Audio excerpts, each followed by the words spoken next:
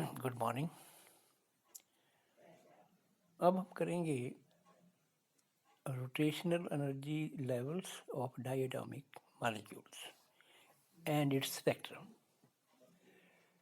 Diatomic अणु की जो रिजिड रोटेटर प्रॉब्लम थी, जिसमें बॉन्ड लेंथ फिक्स रहती है, इसके लिए घूर्णन ऊर्जा का मान हमने निकाला था कि ये क्वांटाइज्ड है, कंटिन्यूस नहीं है, क्वांटाइज्ड है।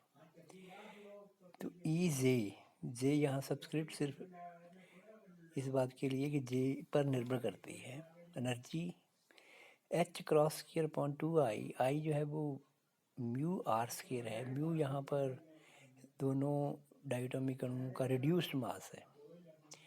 जे प्लस 1, जे यहाँ पे 0 1 2 3 या कोई पूरा नंबर हो सकता है। इसको रोटेशनल क्वांटम नंबर कहते हैं, घूर्णी क्वांटम संख्या। अब आप इस देखिए इसमें कि जे यदि 0 है तो एनर्जी की वैल्यू, रोटेशनल एनर्जी लेवल की एनर्जी की वैल्यू 0 आएगी। जे यदि 1 है तो E1 is equal to h cross square upon I. J is equal to 2 के लिए है ये E2 is equal to 3 h cross square upon I. इसी तरह से आगे। तो ये यदि आप इन एनर्जी लेवल्स को प्लॉट करके देखें तो 0 के लिए 0, 1 के लिए एच क्रॉस स्क्वायर अपॉन आई, 2 के लिए 3 एच क्रॉस स्क्वायर अपॉन आई, 3 के लिए 6 एच क्रॉस स्क्वायर अपॉन आई और 4 के लिए 10 H cross square upon I. इसी तरह से आगे भी। अब देखिए इनके बीच की जो स्पेसिंग है ये बढ़ रही है, यानी 0 वाले और 1 के बीच जो स्पेसिंग है और 1 और 2 वाले की ज़्यादा है, 2 से 3 वाले की ज़्यादा है, और इसी तरह से 3 से 4, 4 से 5 आगे स्पेसिंग बढ़ती चली जाएगी। किन्हीं भी दो लगातार जो एनर्जी लेवल्स हैं उनके बीच का जो गैप है वो डेल्टा ई जे प्लस 1 माइनस ई जे। तो एच क्रॉस स्क्वायर अपॉन 2 आई, जे की जगह पे जे प्लस 1 रखिए तो जे प्लस 1 जे प्लस 2 माइनस जे प्लस 1। अब यहाँ पे अंदर मल्टीप्लाई कर दीजिए आपस में, J square plus 2 J plus 2 minus J square minus J. यदि आप इनमें कैंसिल करें और कुछ टर्म्स कॉमन निकालें तो जो रिजल्ट आ रहा है वो H cross square upon I J plus 1। अतः ऊर्जा स्तरों के बीच का जो अंतराल है वो जे का मान जैसे जैसे बढ़ेगा वो गैप भी बढ़ेगा। ये जो घूर्णी ऊर्जा स्तरों के मध्य का जो अंतराल है ये लगभग 10⁻³ इलेक्ट्रॉन वोल्ट की कोटि का होता है। और ये जो ऊर्जा अंतराल है ये आता है माइक्रोवेव या यूँ कहिए फार इंफ्रारेड जोन के अंदर। यदि जड़त्व गुण कम है अणु का तो ऊर्जा अंतर भी बढ़ेगा, ऊर्जा जो एनर्जी लेवल्स की जो ऊर्जा का मान है वो भी बढ़ेगा। घूर्णन स्पेक्ट्रम, घूर्णन स्पेक्ट्रम क्या होता है कि जब एक ऊर्जा स्तर से दूसरे ऊर्जा स्तर में अणु का घूर्णन ऊर्जा का मान होता है तो जो विद्युत चुंबकीय तरंग या फोटोन कहिए जो शोषित या उत्सर्जित होता है उसे आप घूर्णन स्पेक्ट्रम कहते हैं।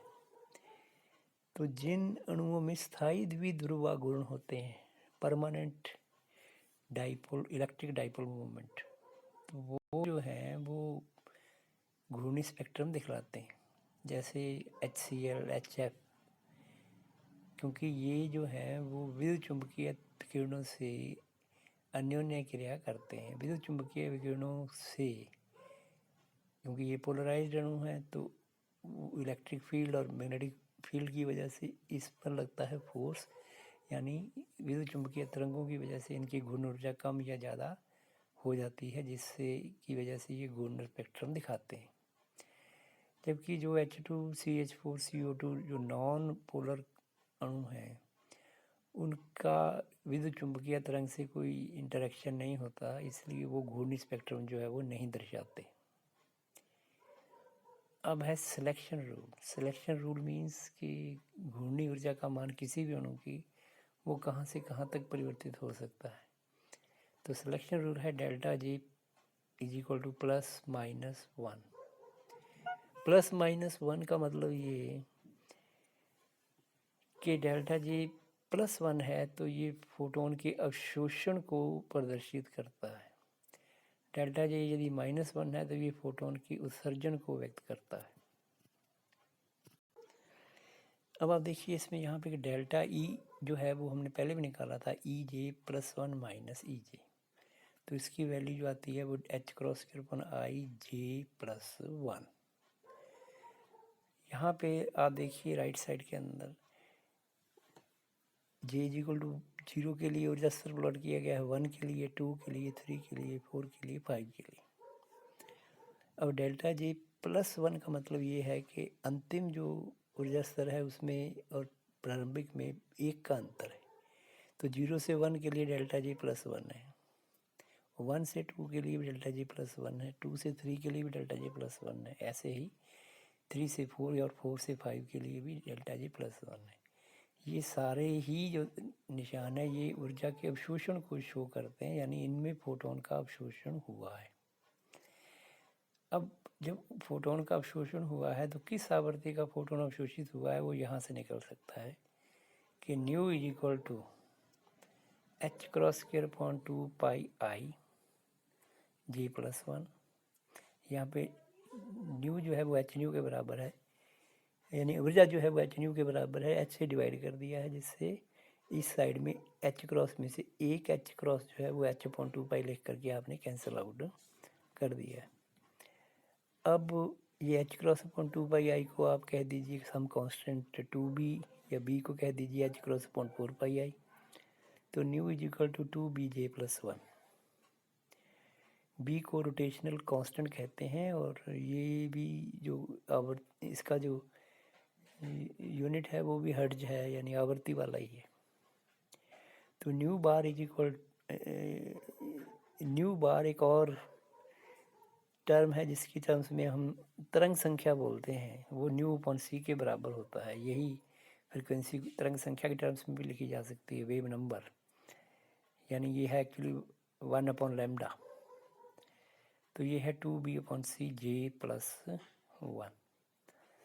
तो अब आप स्पेक्ट्रम में देखिए कि 0 से 1 जाता है तो 2b अवशोषित होगा, 1 से 2 जाता है तो 4b अवशोषित होगा। यहीं पे वैल्यू देख लीजिए न्यू, और 2 से 3 में जाएगा,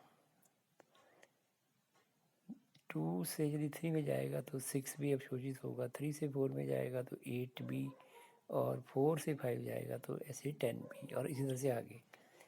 यानी जो आपको स्पेक्ट्रम दिखाई देगा उसके बीच का जो गैप है वो 2b, 4b, 6b, 8b, 10b, ये स्पेक्ट्रल लाइंस की फ्रिक्वेंसी है, तो गैप जो है वो बराबर होगा। इसका मतलब हमें घूर्णी स्पेक्ट्रम में जो बराबर अंतराल के अंदर स्पेक्ट्रमी रेखाएं जो हैं वो दिखाई देंगी। ये है ऊर्जा के अवशोषण को। जैसे अवशोषण को स्पेक्ट्रल लाइंस जो है वो पॉसिबल है, ऐसे उत्सर्जन की भी पॉसिबल है कि ऊपर से यदि नीचे 5 से 4 में आ रहा है, 4 से 3, 3 से 2, ऐसे ही यदि ऊपर से नीचे आता है तो यही जो स्पेक्ट्रमी रेखाएं हैं जिसको अवशोषण है, यहाँ पर आपको सर्जन भी दिखाई देगा यदि, क्योंकि कोई भी ऊर्जा स्तर है वो परमानेंटली ऊपर नहीं रहेगा, वो ऊपर से नीचे भी ट्रांजिशन या संक्रमण होंगे, तो उत्सर्जन स्पेक्ट्रम भी होगा इन्हीं तरह का।